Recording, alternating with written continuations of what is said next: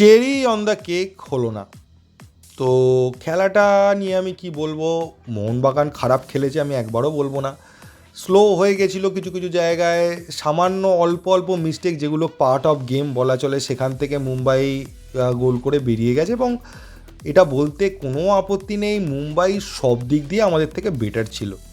তবে আমরাও গোল করার সুযোগ পেয়েছিলাম, ওরাও অনেক বেশি সুযোগ পেয়েছিল আমাদের থেকে, আমরা অনেক কম সুযোগ পেয়েছিলাম। আমরা মুম্বাইকে আটকাতেই বেশি ব্যস্ত ছিলাম। মুম্বাই অল আউট অ্যাটাক করেছে প্রথম থেকে শেষ পর্যন্ত।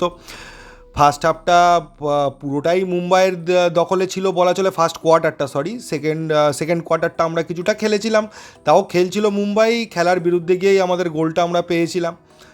তো তারপরে আমরা ম্যাক্সিমাম সময়টাই ডিফেন্ড করে গেছি। লাস্টের দিকে ওরা একবার ব্রেক করে আমাদের যখন গোল করে দেয়, তখনও আমরা মোটামুটি ডিফেন্স আটকেছিলাম। কিন্তু সেকেন্ড গোলটা হওয়ার পর তো আর কিছু করার নেই, থার্ড গোলটা হওয়ারই ছিল, কারণ অল আউট ডিফেন্সে যেতেই হয়েছিল, অল আউট হাই ডিফেন্স করে। তা না তো এমনিও ম্যাচটা হারতাম, অমনিও ম্যাচটা হারতাম। তো আমি বলবো ঠিক আছে, কী আর করা যাবে, সব তো আর আমরা জিততে পারবো না। তো সেমিফাইনাল জিতলাম, তার আগে ইম্পর্ট্যান্ট যে লিগ শিল্ডের ফাইনাল ম্যাচটা সেটা জিতলাম, তার আগে ডুরান্ড কাপ জিতেছি। তো ঠিক আছে, আইএসএলে একটা তো হার হয়েছে, তো কী করা যাবে আর। তবে এই ম্যাচটা আমি বলবো পরের সিজনে টিম গড়ার ক্ষেত্রে খুব কাজে লাগবে। কারণ এই ম্যাচটা যদি আমরা জিততাম, তাহলে কিন্তু এটা মনে হতো যে আমাদের এই টিমটা একটা বিশাল লেভেলের টিম হয়ে গেছে, সবই জিতে ফেলছে। তো তার থেকে কিছু জায়গায় রিপেয়ার করা যাবে, কিছু প্লেয়ারকে ভালো খেলার জন্য হয়তো মনে হচ্ছে তাকে চেঞ্জ করা হলে ভালো হতো, কিন্তু তাকে হয়তো রেখে দেবো। কিন্তু আজকের খেলাটা থেকে বোঝা গেল যে কার ক্যাপাসিটি কতটা। তো ওরা 100% দিয়ে খেলছিল। যে ডেডিকেশানটা আমি মোহনবাগানের দেখেছিলাম ওই ম্যাচটাতে, লিগ শিল্ড ফাইনাল ম্যাচটাতে, সেই ডেডিকেশানটা আজকে মুম্বাই সিটি এফসির মধ্যে আমি দেখতে পেয়েছি। এটা বলবো না যে মোহনবাগানের মধ্যে সেই ডেডিকেশান ছিল না, মোহনবাগানও চেষ্টা করেছে। কিন্তু জেনারেলি যেটা হয়, একবার লিগ শিল্ড পেয়ে যাওয়ার পর একটা কনফিডেন্স তো থাকে, ওভার কনফিডেন্স না হলেও একটা কনফিডেন্স তো ছিল যে আমরা জিতবো। একবার মুম্বাইকে হারিয়েছি, আর একবার হারাবো, সেটা সমর্থকদের মধ্যেও ছিল। এবং আজকে সমর্থকদের থেকেও মানে আমি সেই জায়গাটা যেন দেখতে পাইনি। আগের দিন যেরকম মাঠ কাঁপছিল, আজকেও যেন সেরকম মাঠ কাঁপছিল না। হ্যাঁ, এটা ঠিক যে ম্যাক্সিমাম সময় মুম্বাই অ্যাটাক করছিল আর সমর্থকরা কী চেঁচাবে। তো ডমিনেট করেছে মুম্বাই, ম্যাচটাকে ডমিনেট করেই জিতেছে। তো এটা নিয়ে যোগ্য টিম হিসেবে জিতেছে, কিচ্ছু বলার নেই। তো আমাদেরকে ওই লেভেলটায়ও যেতে হবে। ওদের নগুয়েরা দারুণ খেলছিল, আপিউইয়া দারুণ খেলেছে, ছাংতে তো আর আলাদা করে কি বলবো, বিপিং নেমেও যেটা গোল করার সেটাই যেরকম আগের বার করেছিল এবারও সেরকম হলো। আগের বারের মতোই ম্যাচটা হয়েছে, ফার্স্টে আমরা 1 গোলে এগিয়ে গেছি এবং পরে ওরা 2 গোল দিয়ে ম্যাচটা বার করে নিয়েছে। ওরা সেইভাবে খেলছিল, আগেও সেমিফাইনালগুলোও সেইভাবে খেলেছে।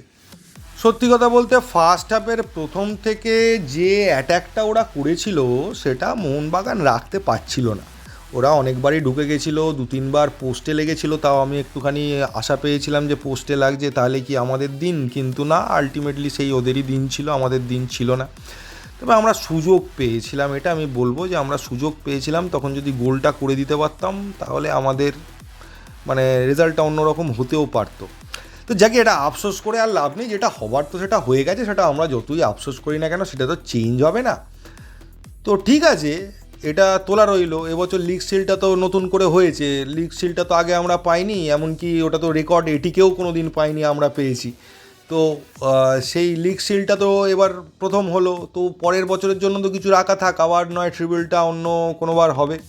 আমি সকল মোহনবাগান সমর্থককে বলবো যে হতাশ হবার কিছু নেই। একটা জায়গায় শুধু খারাপ লাগছে যে অ্যান্টোনিও লোপেজ হাবাস বিদায় নিলেন লাস্ট ম্যাচটা হেরে গিয়ে, এইটাই যা খারাপ লাগার জায়গা। নাহলে মোহনবাগানের পারফরমেন্স নিয়ে বা টোটাল সিজনের আজকে বলবো, আজকে লাস্ট ম্যাচ হয়ে গেল আর আজকের একটা ম্যাচ নিয়ে বলে লাভ নেই।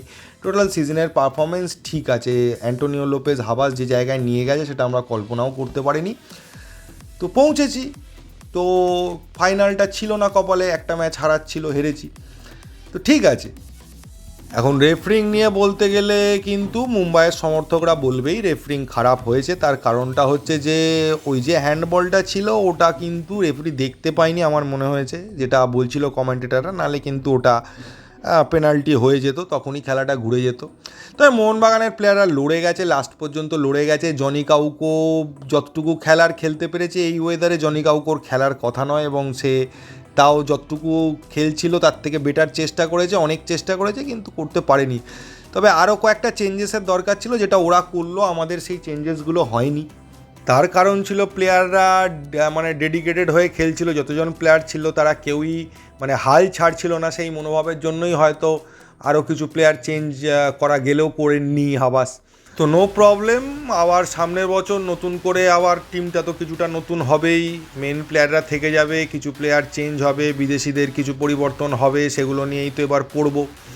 তো যা যা হবে সেগুলো, যা যা খবর আসছে আপনাদের জানাতে থাকবো। এমনকি কোচও চেঞ্জ হবে, এটাও একটা বিশাল বড় সারপ্রাইজ। কী হতে চলেছে দেখা যাক। নতুন সিজনের জন্য আবার আমরা অপেক্ষায় থাকবো এবং তার মাঝখানে কী কী চেঞ্জেস হচ্ছে সেগুলো নিয়ে আলোচনা করতে থাকবো। তো হতাশ হওয়ার কিছু নেই, একটা দিন এরকম যায়, সব দিন তো ভালো যায় না, আগেও বললাম, আবার লাস্টে একই কথা বলবো। তো এই ভিডিও এইটুকুই, যদি ভিডিওটা ভালো লাগে আর থাক বললাম না। তো থ্যাংক ইউ, ধন্যবাদ এবং জয় মোহনবাগান।